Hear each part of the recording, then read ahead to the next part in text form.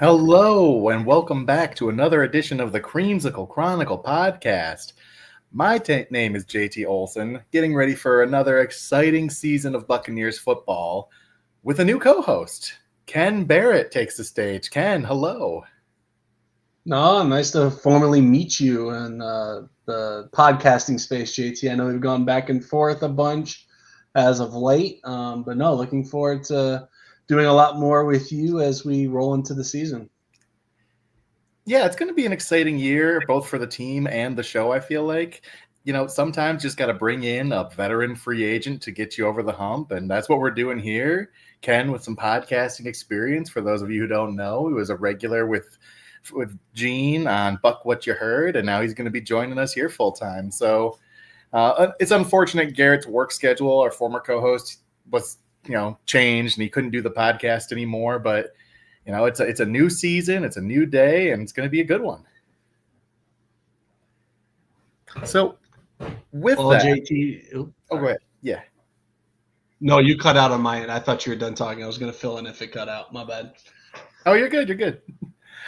So this is our first time ever really speaking to each other. So we're going to have some authentic conversation about what we expect from this team, what we expect from this group entering training camp, this group of rookies entered today. And let's start with the big thing. Let's not bury the lead. Ken, what are you thinking about this team as we enter training camp? Is this, another year of Todd Bowles, so temper expectations? Is this Super Bowl or bust? We haven't had the conversation, so tell me and tell everyone where you're at. Yeah, the injury to Tristan Wirfs doesn't exactly help the first month of the season there. Based on our back and forth, a couple tweets, I think we both have the same optimism as where this team can be.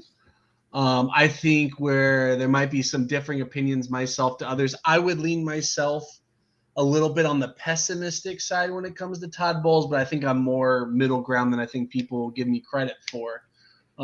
Because if you don't choose a team to go 16-0, then you're, might as well came here with Brady. But with me is this team can be a 13-14 win team. Like, even with the Wirfs injury, we'll see what this new Jaguars personnel director who's going to come in from a game management standpoint. That to me has been Todd Bowles' Achilles heel. Really getting off the field on third down is really what, and fourth down is what killed the team in the playoffs. I think that's just been a common theme for Bowles, as well as third and longs and those game, situations like we should have gone for 2 against the Chiefs. Like, I think every underdog or, road team in that situation playing without, all of your, elite superstars offensively, at least, you came from behind, you had that opportunity. If they didn't get 2, I don't think anyone would have complained. But we knew once that coin was flipped, if it landed on the Chiefs side, it was over. We could play the Texans week 2. We know what happened in that CJ Stroud game 2 years ago.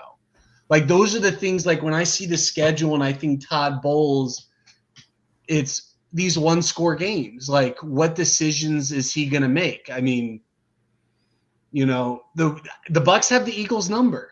Like, if the Bucs saw the Eagles in the playoffs bearing injury, I would think we have a very good shot of winning this game. If we're on the road in your, Detroit area, might be a little bit difficult. But again, we're talking playoffs here. Playoffs should be the expectation. Even in the most pessimistic mindset, I think this is at least a 9-10 win team. Are they going to take that next step? Are they going to be what the Lions started to become being the past couple years? We're not even, as Bucs fans, really asking for like the Eagles dominance, really from the regular season standpoint. I think for Bucs fans, like, just reaching 13 wins would be a huge milestone. For me, it's just, I don't think Bowles is going to do it. I still think he's going to be like 11, maybe 12. 10 or 11 is kind of the sweet spot, though. It's going to probably win the division. I'm not Adam Rank. I'm not going to pick the Bucs and Falcons to go 8-9 this year. I think this division can be won in 10 games. I think the Bucs are probably going to have a 2-game lead on whoever's second place. That's kind of my mindset heading into the season. You set it up like it was going to be doom and gloom, the Tristan Wirfs injury, and you're more pessimistic. But if doom and gloom is 12 wins, and that's pretty damn good. I think I can pencil in Bulls for 11 again, bearing like catastrophic injuries here. Like if Baker goes down, that's different. Like if Wirfs and Gadecki want to go down, like that's different. If the entire secondary wants to implode and be on the IR list, then we'll deal with that. Then that's, to me, at least a decent excuse. Last year, I think Bulls earned the excuses fine. Like we saw what we kind of ran out there with Thunderberg and Hayes. Like that's just unsustainable for any team. But I still think there could have been things to be done. I think, again, certain situations could have been pressed more from a better game manager from a head coaching standpoint. But yeah, I'm looking at 11 wins. Like if you put a gun to my head, I think the Bucs over and under is 9.5. Like I would take the over. I think it's 10 wins easy. Bowles being the way he is, 11. I think if you put a really competent head coach there, at least we're hoping Bowles goes more in that direction. I think this is a 12, 13, 14 win team. If everything goes the way it's supposed to go, you're going to drop a game or two you don't expect, but you're also going to win a game or two you probably don't expect in the schedule. But I'm looking for 5 division wins. That's all I can ask for. I think you should be sweeping the Saints. I think you should be sweeping the Panthers. Falcons, I think you should go 2-0, but I mean, week 1 on the road, no Wirfs. Those first round edges might get, maybe a little Aiden Hutchinson luck there for a couple snaps, but no Justin Schooley there, which kind of stinks. But I trust this O-line staff to get the left tackle ready. I'm just worried if any other injuries were to take place on the offensive line. Yeah, and I think you and I see it more or less the same, because before the Wirfs injury, I had this team going 13-4. So I guess I'm a little bit more on the optimistic side. After the Wirfs injury, I kind of tend, you can't just lose your best player, one of the 20 best players in football, and expect not probably franchise player, probably going to end the best player pound for pound, probably in Bucs history. Oh, yeah. I think when it's all said and done, he'll be the best offensive player Tampa Bay's ever had, which is saying something because we're currently watching the best offensive player Tampa Bay's ever had. I 100% agree. Yeah, Wirfs is that guy. He is Walter Jones. He is, Joe Thomas. Pick your favorite generationally great left tackle, and Wirfs is him. So as much as I believe in this overall team, I gotta expect them to drop a game I thought they would win with that loss. I mean, you mentioned Atlanta, those first round edges, and Pierce and Walker. But see, I don't like those first round edges. That's the thing. But again, let's say Charlie Heck ain't it. Aiden Hutchinson got 4 sacks in like basically a half. Like those types of situations can happen. I think the game plan against the Falcons should be running downhill at this team. Baker should maybe throw 20, 22 balls max. Like, I think they can win that game in that situation. Personally, let Michael Penix put the team on his back, and you hopefully, God willing, have a healthy defense. I love this defense this year. Jason Light, I think, hit a home run in the draft.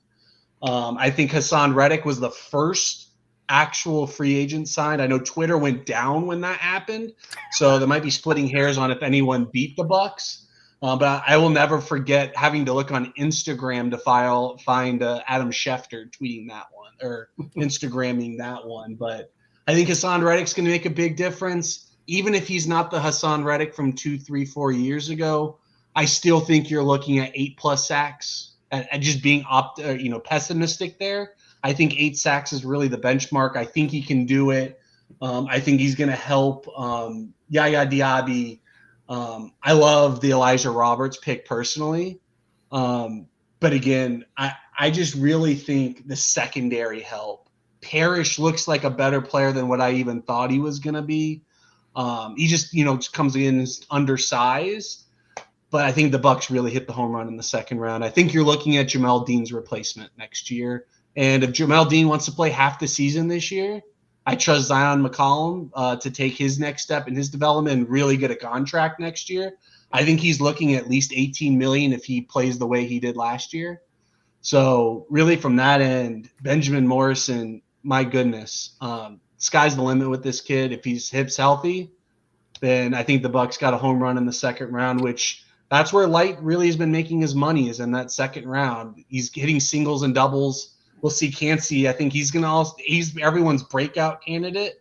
So like, again, this defensive line, a better secondary. I mean, really from even a secondary standpoint, we're getting with Bryce Hall back as well. Tyke Smith is going to be in his more natural position at safety, even though he was a great slot corner. But now you can really be versatile on the back end. I think Jordan Whitehead was honestly a shell of himself last year, and it really stunk to see because I was one of Jordan Whitehead's biggest fans, his rookie contract with Tampa through the Super Bowl. But I really like this team top to bottom. I think Antoine Winfield being healthy is going to be a huge difference for this team, because we saw what he did the year before. You know, you're literally looking at a first-team All-Pro type of talent, and he got paid as such. Last year, just those nagging injuries. Again, we're coming into a season healthy other than Wirfs, but I think this defense has the pieces to take that step. If this team is healthy and this team doesn't win 10 games, at least 10, I really think 11 should be where at least we should temper expectations. But if this team doesn't reach at least 10, I don't know how you can bring back Bowles. And I know they just re-signed him, but the mediocrity from a decision maker, head coach standpoint on the field, I know players love him, but on the field, it's just not good. This team has the goods. I think it's the second best talent in the NFC, and I think that's going back and forth with the Lions is kind of the only other team I would probably say from a talent standpoint. I don't trust the Commanders with Deebo Samuel. I don't think that's gonna. I think it's gonna look nice for the first month of the season, but like the Commanders, it's really if they match up against the Bucs, it's that fourth down aspect. To me, the class is really Eagles, Lions, Bucs. I think the Bucs are in that top tier. They just have to show it. And that's just kind of where I think, again, just being optimistic, but also tempering expectations. I think they're a lower tier 1, top of tier 2 team in the NFC. And I think the how about this? What do you think of the Lions? Do you think they're going to maintain where they are with losing both coordinators? I don't think they're going to maintain it, and losing the coordinators is part of it, but they also have huge questions in their trenches. I mean, Frank Ragnow retiring, that was, if not the best center in the NFL, the second best center in the NFL. What he did to Vita Vea while hurt, granted, I think he got away with some holds there, but what he did to Vita Vea while hurt is, to me, still one of the best things I've seen from an inside interior offensive lineman in the past 5-6 years, honestly. That moment where he got rolled up on by, was it Via or Cansey? I think it was Cansey. I think it was Cansey, yeah. In that moment, I had like such a flash of emotions. I thought, oh no, Frank Ragnow's hurt, because he's objectively a great player who I love watching. Yeah. You know, and then another second later, I'm like, yes, we're going to win this game. No Ragnow. There's no way they're stopping us up front. And then another moment later, damn, I'm an asshole. Why would I think that? I shouldn't root for injuries. But then I thought, yes, we're going to the Super Bowl. We're never going to die. And it was just one of those moments where it was just like, you know, Frank Ragnow, that injury, the game would have been over. And he just got up, just an absolute warrior, and not only played, but went one-on-one with V and won. Like, no one does that. I mean, no one in the NFL is doing that. Again, I think he got away with some holds in that game, but hats off to the effort. But when he did win reps, he won reps against Vea, to your point, which is seriously, you know, impressive for anyone. But I mean, again, so we've discussed the Lions, the Eagles. I mean, if you look at Saquon's record or his stats versus Todd Bowles, it's honestly insane. Last year, he broke off one long run. But other than that, I mean, they've held Saquon in check. He's who I'd be worried about the most against the Eagles, other than Hurts scrambling for some yards.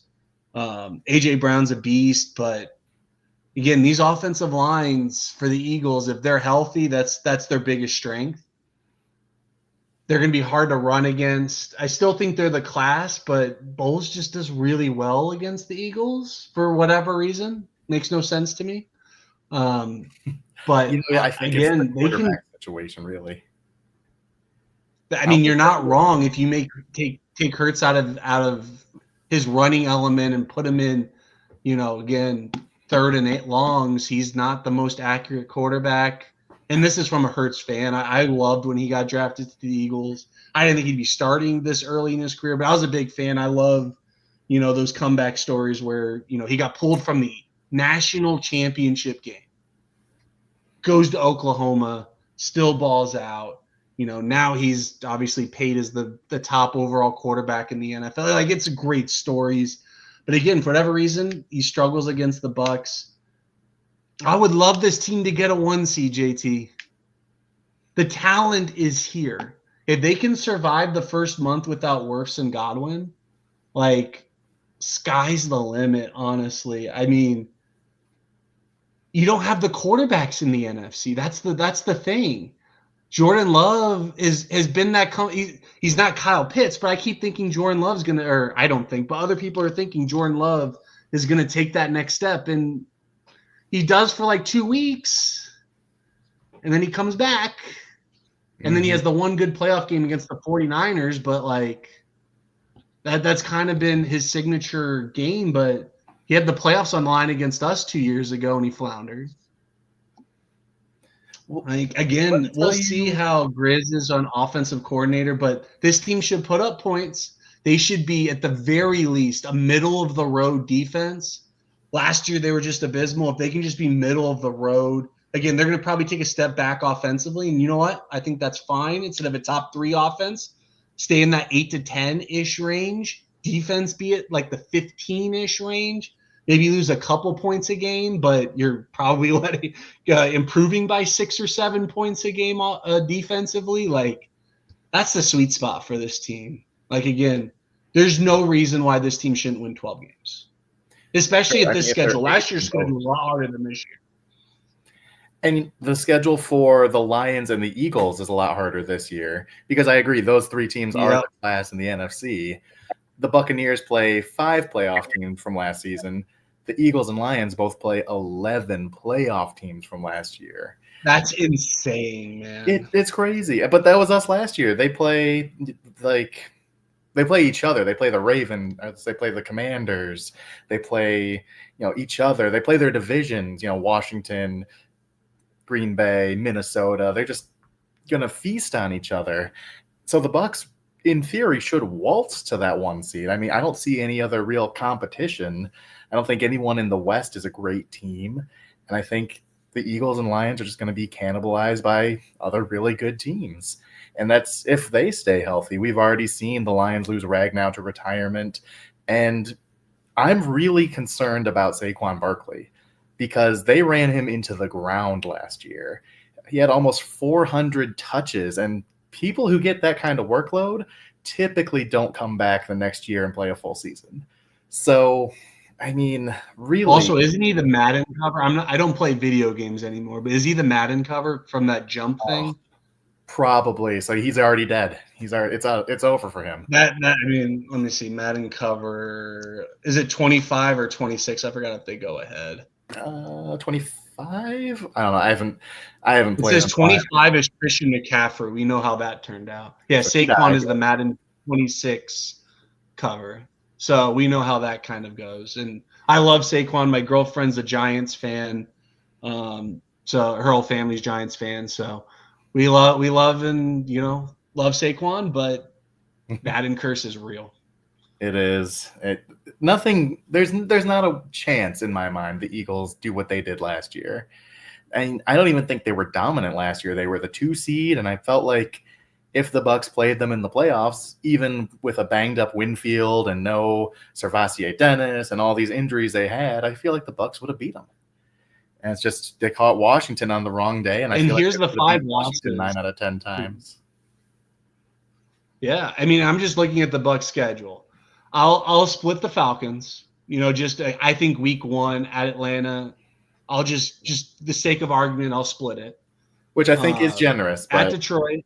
Just for argument. I agree. I don't think the Bucs should lose this game, which is where, again, I'm at 12, where I think the Bucs should be. You're at 13. I'm going to say split Atlanta, because going 6 for 6 in the division is always a tough ask anyway. So let's just say one division loss. Mm-hmm. Then we have at Seattle. I just think going completely across country is always just a tough ask. I think they're going to beat San Francisco. I'm surprised. Like the Bucs played them surprisingly pretty well last time they came here, or last time they played San Francisco. At Detroit, at Buffalo, at Los Angeles Rams. Because I just think Bowles just does really bad against the Shanahan tree and McVay. But those are the 5 games I'm giving the Bucs. So that's 4 non-division games. So your point, if you sweep the division, those are your 4 losses in a 13-4 season, in my opinion. Yeah, I mean, there's a couple of really good teams with Buffalo, Detroit, who I do think Tampa is better than, but on the road, Monday Night Football, it's going to be a snake pit. That's going to be a tough game to win. The Eagles, even though the Bucs match up well against them, that's still the defending champions. And the Rams. At home, that's the reason why I like that one. I liked us taking that one just because it's at home. So I think they'll probably split those 4 hard games. I think they'll beat probably the Eagles for the reasons you mentioned. And I don't know, maybe Detroit, maybe the Rams. Just depends on how much gas Stafford has left in the tank. But I do think they're going to drop one of these unexpected games to like Arizona or someone who we don't really see coming. Probably not Miami, because they'll probably have Arizona. Remember, the new COD comes out before the Bucs play the Cardinals. Keep that in mind. Oh, so Kyler Murray will be otherwise occupied. It's real. The Kyler Murray COD curse is real. I'm sorry, it's real.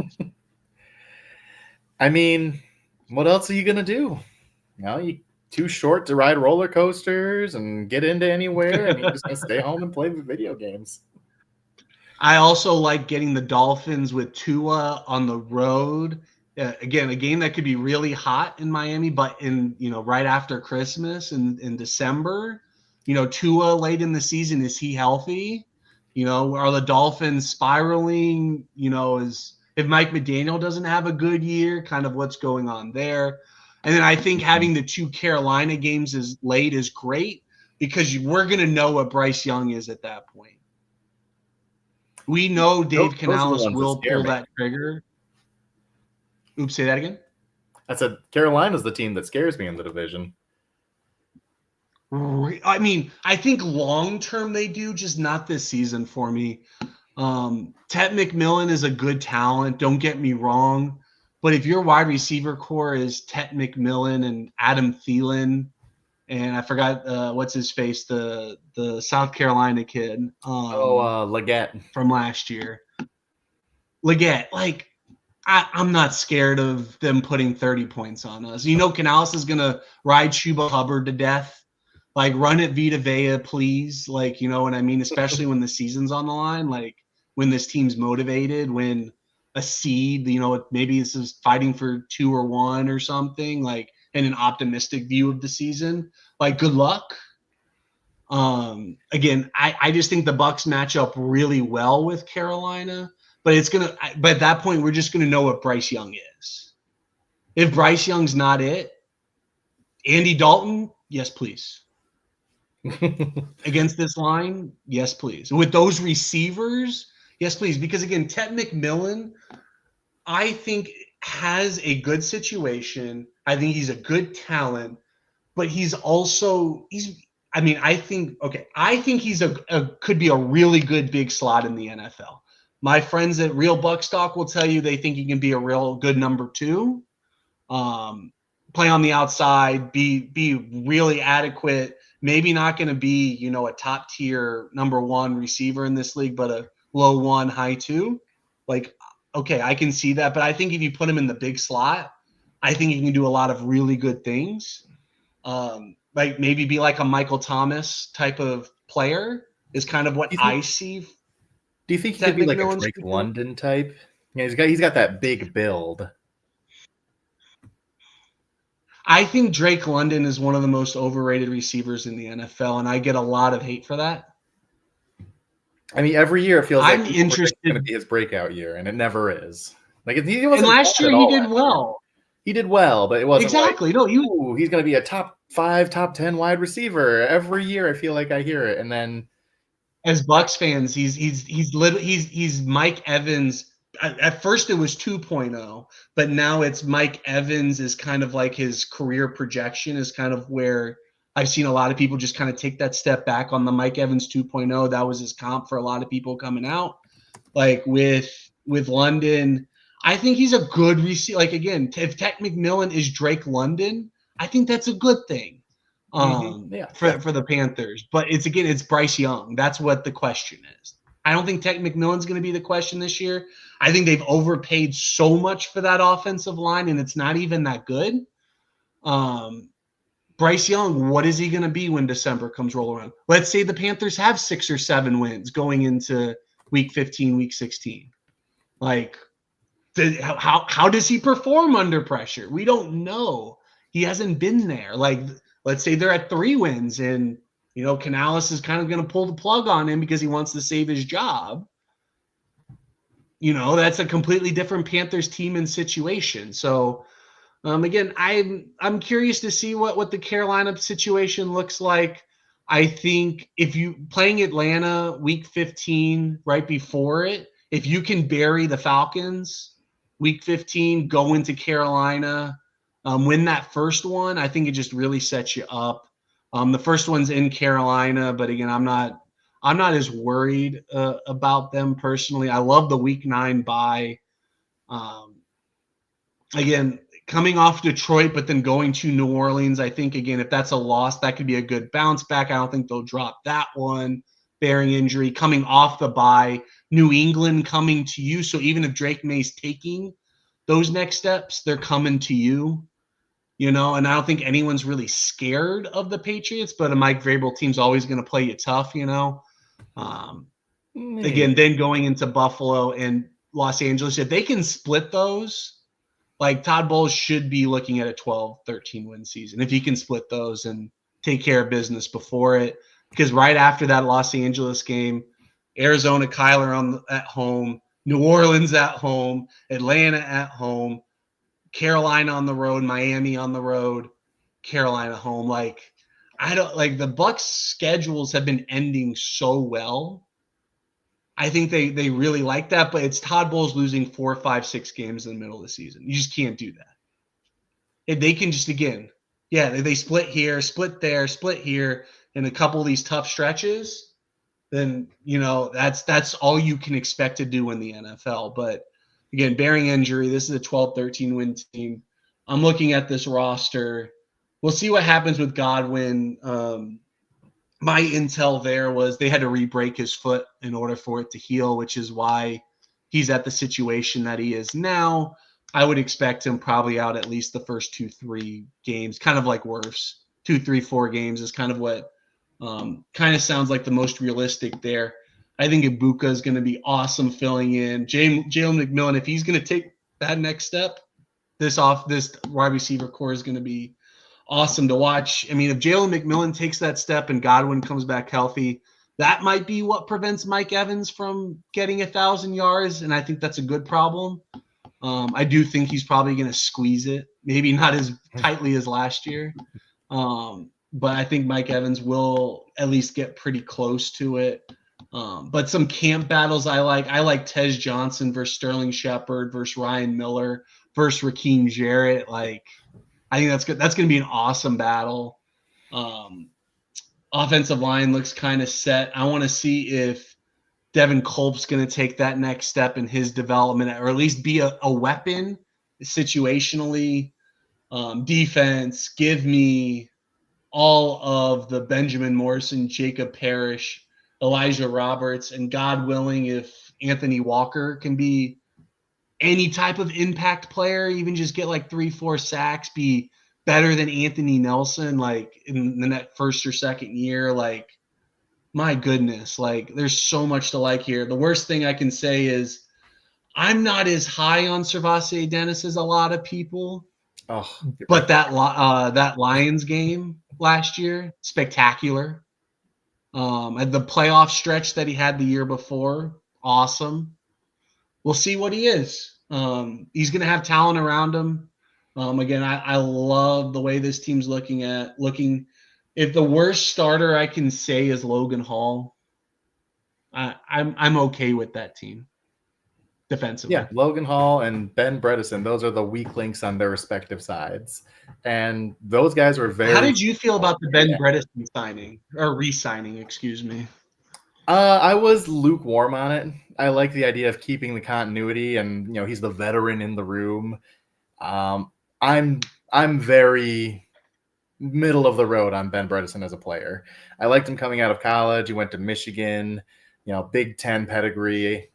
But I mean, there were times where he was just getting driven back last year. And if he, is driven back and he rolls up on Baker, I mean, that's your season. And I would feel much more comfortable with a guy, who's a little thicker and stronger, like Sua Opeta. I expected to win the job last year before his injury.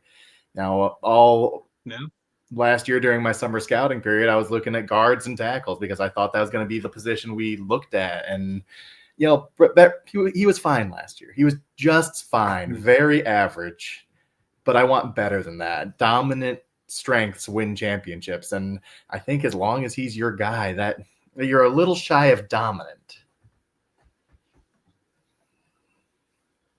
I agree. I mean, that's another thing about the Wirfs injury is, he probably helps Ben Bredesen, a lot. That's probably the side that on average is going to be sliding the most in protection. So really from that end, again, that should help him in pass pro. But to your point, and what I've really said week one is I would be running down these teams' throats. Atlanta, I think you're going to need to versus Houston, just because, again, I think you want to limit CJ Stroud's opportunities as much as possible. He's just got high confidence versus us from the last game. I'm sure he's got that game circled in his head early on in the season, like to get that MVP race maybe going in his head. Like, he's also a quarterback who's going to be coming up wanting a big contract here shortly. Like, if you can throw up another 500-yard game, we made Kirk Cousins look very good last year. So I'm sure, again, really from that, and that's a game he's probably excited. That's a Monday Night Football game too.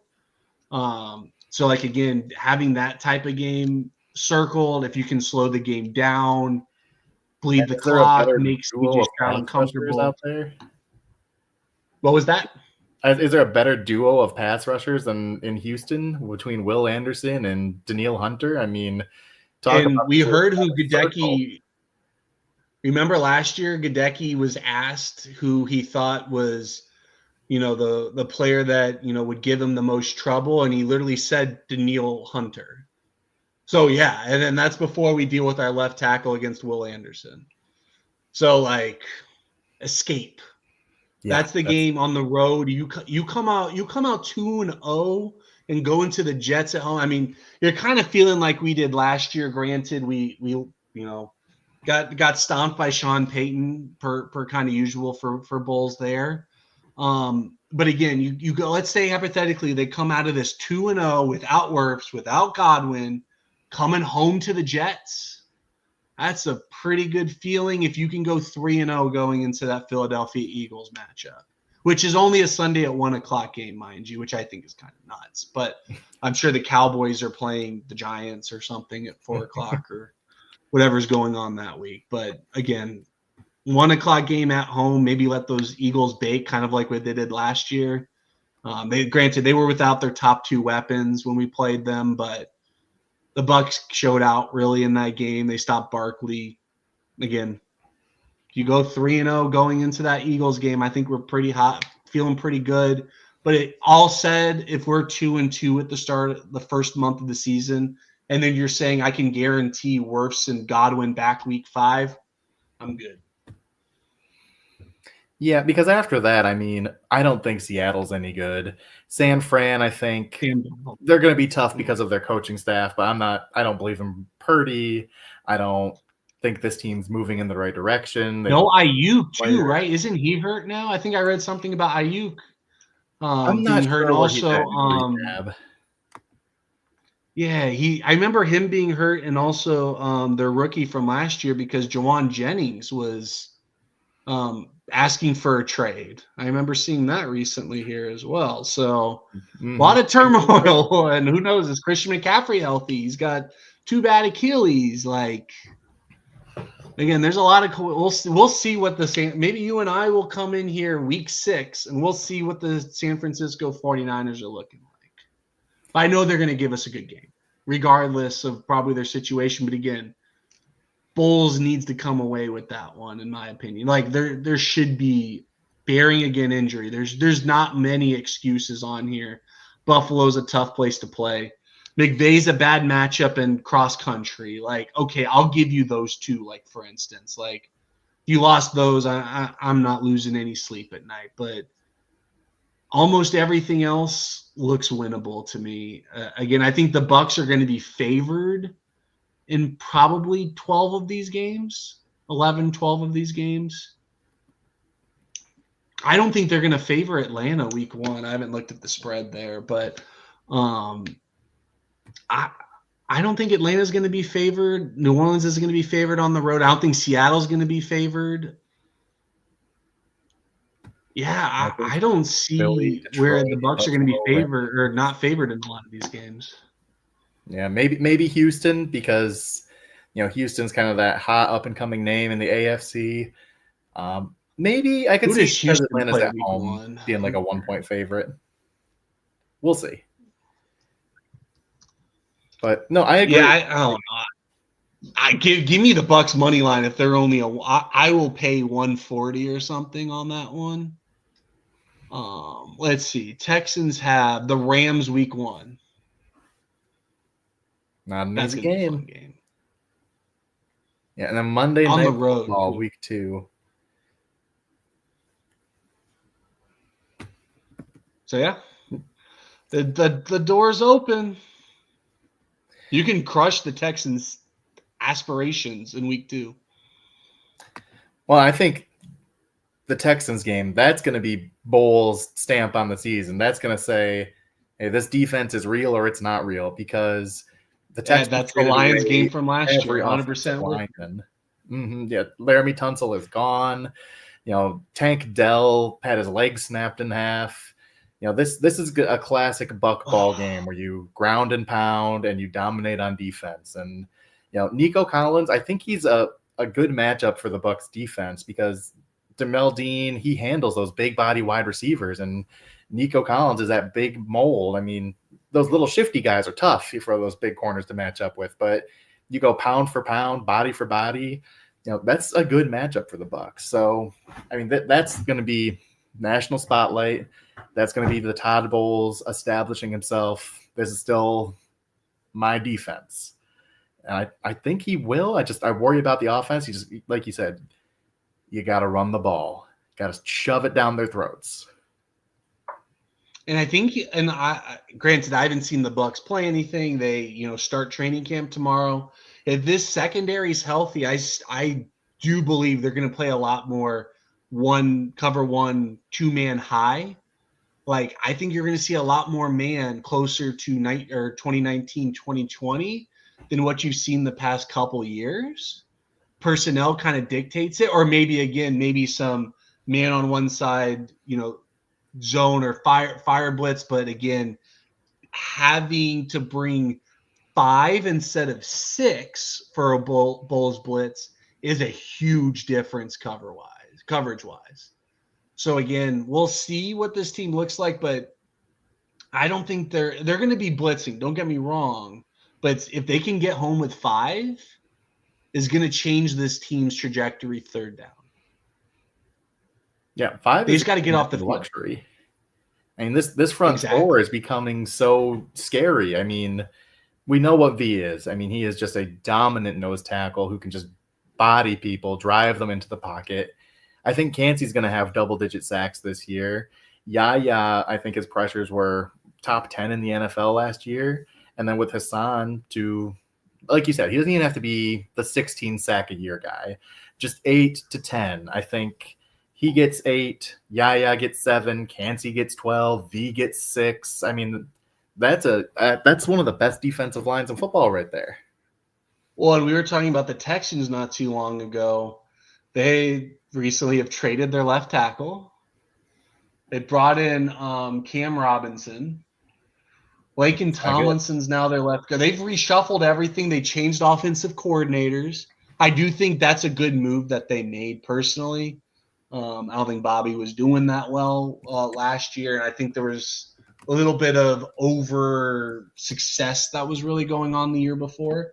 But this Texans offensive line is scary bad. This team also lost last year to the Lions with Jared Goff throwing 5 picks. So again, if you can get pressure on them, CJ Stroud will help you.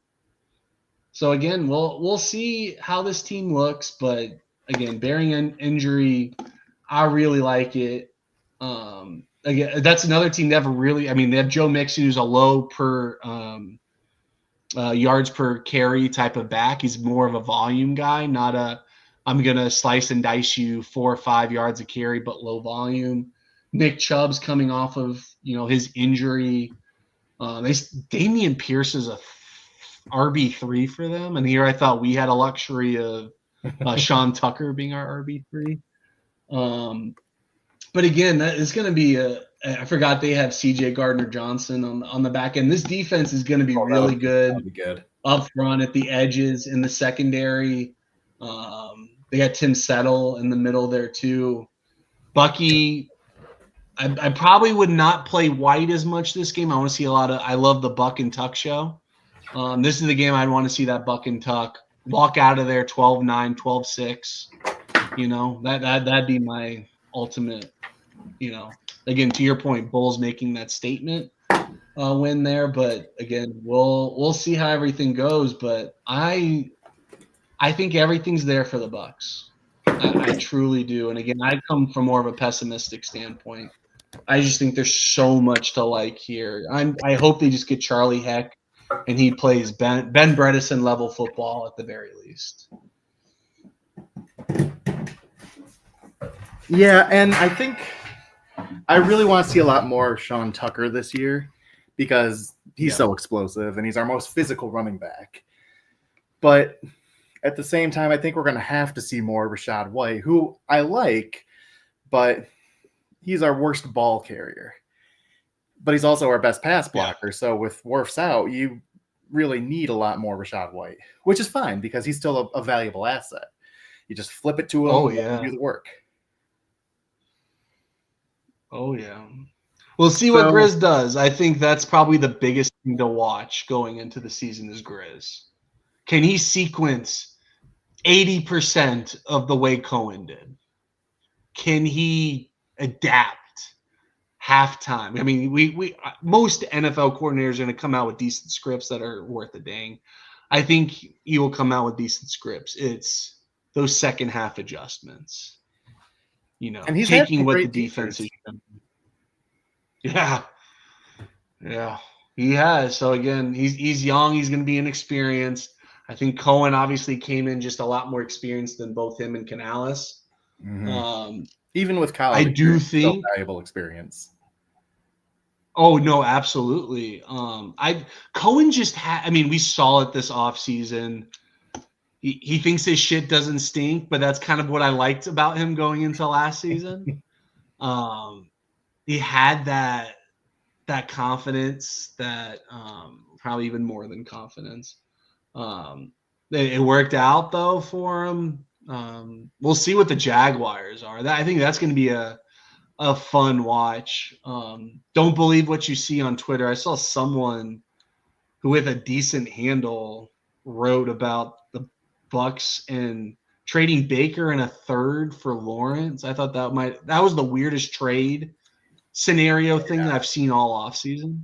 It made no sense. And I like Trevor Lawrence. I think he's going to have a great year. But if you're going for a Super Bowl, why would you trade your quarterback? I mean, for either team, why would Cohen accept that job if he didn't like Trevor Lawrence? Right. You For can't accept that rebuilding, you know job what I thinking the want? Is Bucs a are going to trade 30-plus-year-old Baker on the quarterback. best QB contract in the NFL. Shout out Jason Light. But yeah, that was a wild trade. The whole Liam Cohen saga was pretty wild. And I was talking to a Kentucky fan last year, and I brought up Liam Cohen. I was talking about how good he was, and the dude just rolled his eyes and said, dude is a snake. Dude is a used car salesman. He might be good, but he is a scumbag. And I wouldn't go as far as to call him a scumbag, but that guy did. And I think that you had exactly right. Liam Cohen was the goods, but he was also a used car salesman. A great used car salesman. And that might be, if he has the keys to the castle in Jacksonville, that will be his downfall. I think checks and balances are the best thing that can happen to anyone. Have someone in the front office that, again, I'd be surprised. I mean, I want to know what was going through Cohen's head with the Travis Hunter trade. Like how much he would want to use him offensively as opposed to defensively. And I know the whole mindset is it's really drafting 2 players for 1. Like, I get that. But, like, there's no way I don't see how he's playing. Yeah, I just don't see how. Like, I could see him playing 2-minute on – if he's primary defense, playing 2-minute on offense, maybe half the fourth quarter on offense. Like, or if he's offense,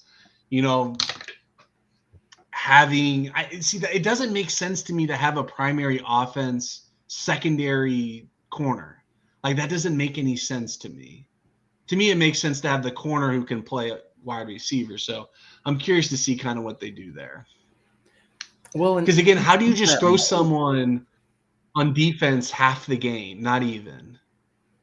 Yeah, you can't. Like, there's a flow to what's going on. You can't see what the quarterback's doing from the sideline that well. Like, yeah, you can get the mental reps all you want, but I don't know, just coming in, and unless you're just coming in to play man, that's the only thing that would make sense to me. But I don't think he's Darrelle Revis from that end, and also he would be playing 60 snaps on offense while doing it. It just doesn't make any sense to me.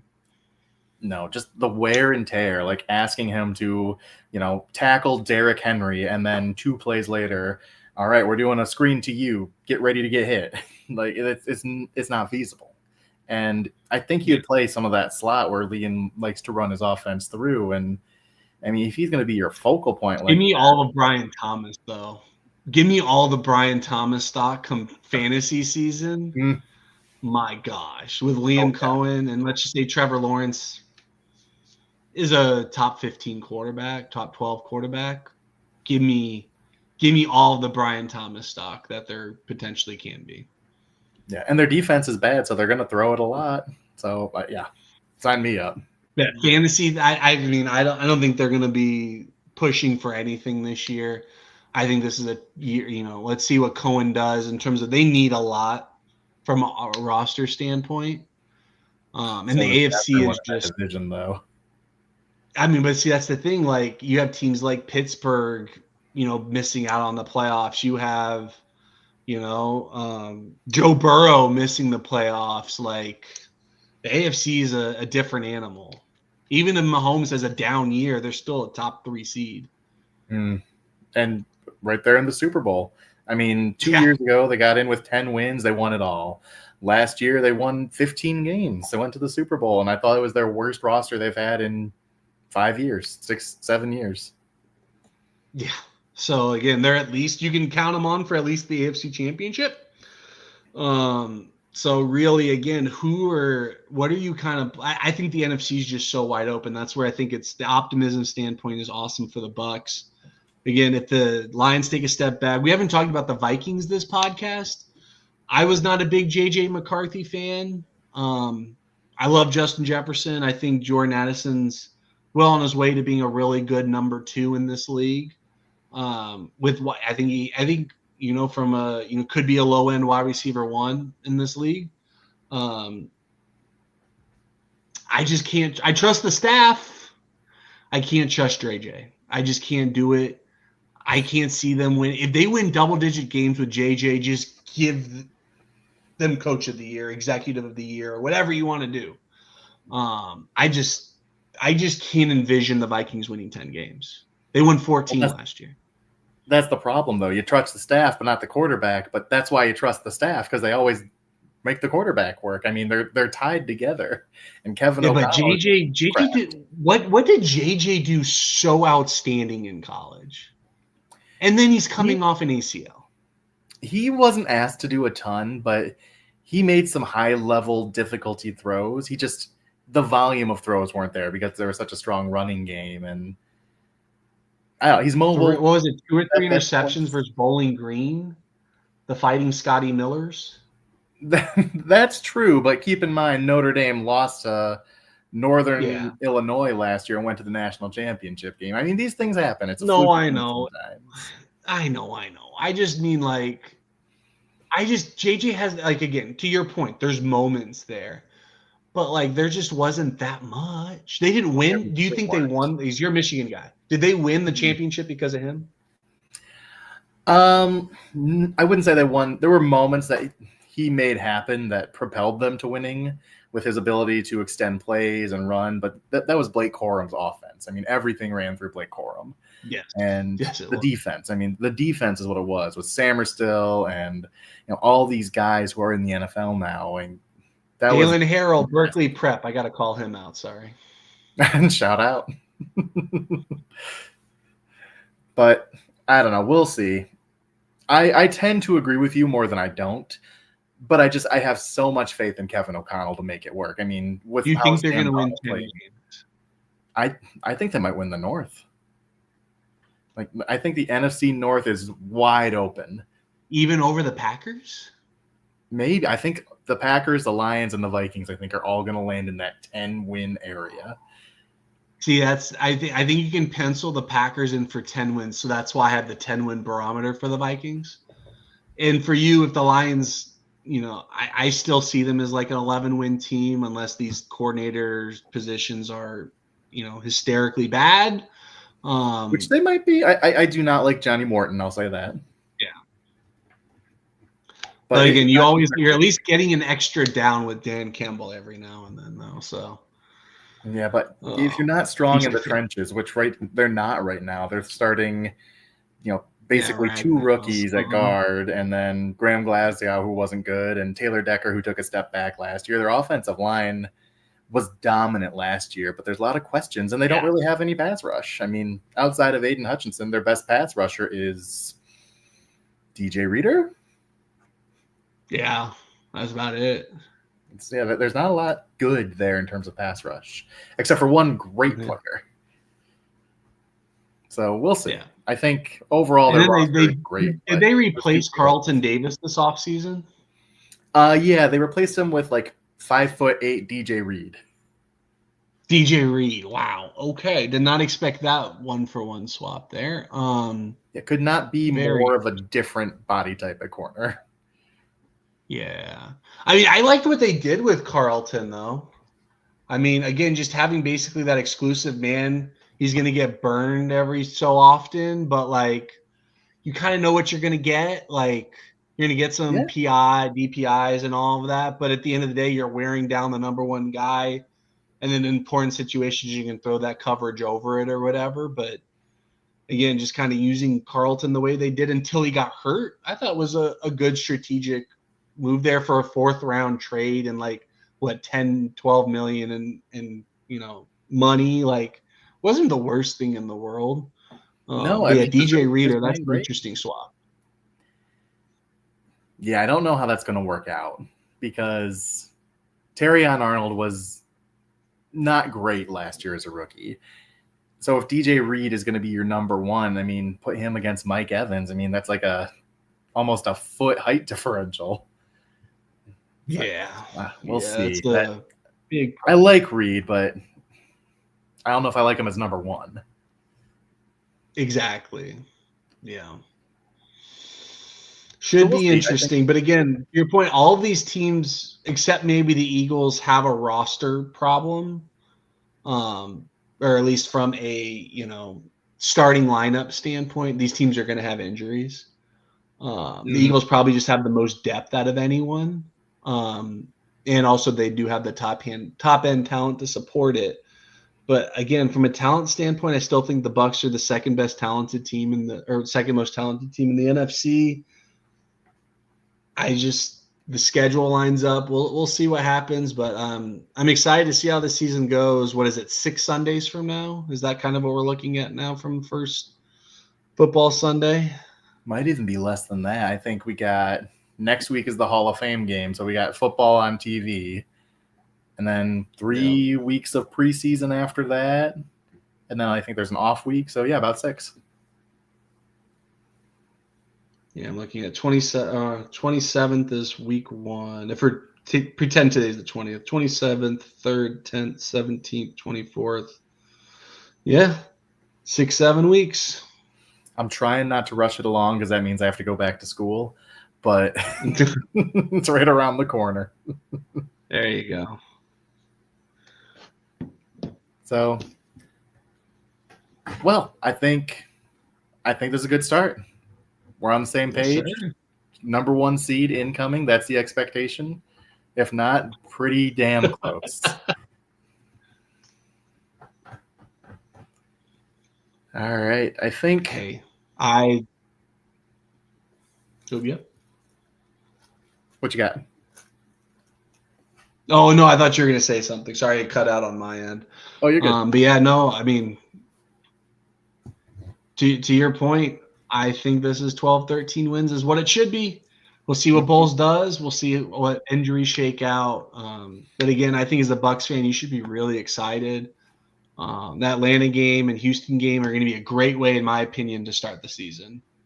So, and honestly, I don't even think injuries are an excuse because they've built such a deep team. I mean, Benjamin Morrison coming off the bench, Christian Izzian as a depth nickel and safety. I mean, he's a nice piece. I like the addition of Walker, the offensive line. I like what they got. I mean, even losing Wirfs, that's still a strong unit with Barton and Mock and Gadecki. The only injury that would really change my perspective of the team is Baker. But other than Baker, yeah. I mean, if you're losing Baker and Tamika Gadecki, while Wirfs out, you can't have them both gone. That's the only other one. You could lose a receiver and be fine. It's these 2 tackles. I think Gadecki is going to get $23-ish million next offseason. Yep. So Zach Tom just got 22. I think Gadecki's better. Yep. So yeah, I think you'd have to lose some specific pieces or be hit at a specific position to really start to write off injury, like linebacker and safety last year, and then the middle of the field was wide open. Okay, that sucked. But, I mean, if Winfield is healthy and Baker is healthy, I mean, you could lose any piece for an extended period. Just get them back by the playoffs. Yeah. All right. So we will be going live regularly Wednesdays at 9:30. We're going live Monday today because Ken has a conflict this week, Wednesday. But we are going to be touching base every week from now on, moving forward into the season. We're going to be talking all the news that's going on of the day. And we're going to be taking it week by week, breaking it down, and along for the ride. I'm excited. Let's do it. All right. Any last words before we wrap this thing up? Not much here other than go Bucs. All right. So tell the people your handle, tell them where they can find you, and we will call it a day. Bucs_Barrett on Twitter.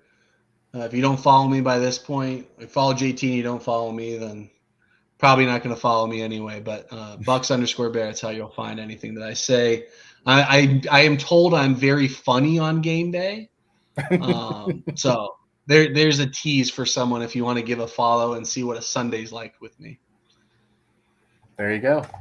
And I promise you'll be more interesting on game days than I am because I'm a ghost most of the time. I'm trying to wrangle 2 kids, and if I'm even watching the game, it's lucky. It's usually in my headphone driving somewhere, driving to the zoo or driving to, soccer practice or whatever. But all right, we will wrap this one up. We will be back next week, Wednesday, 9:30. Until then, go Bucs. Go Bucs.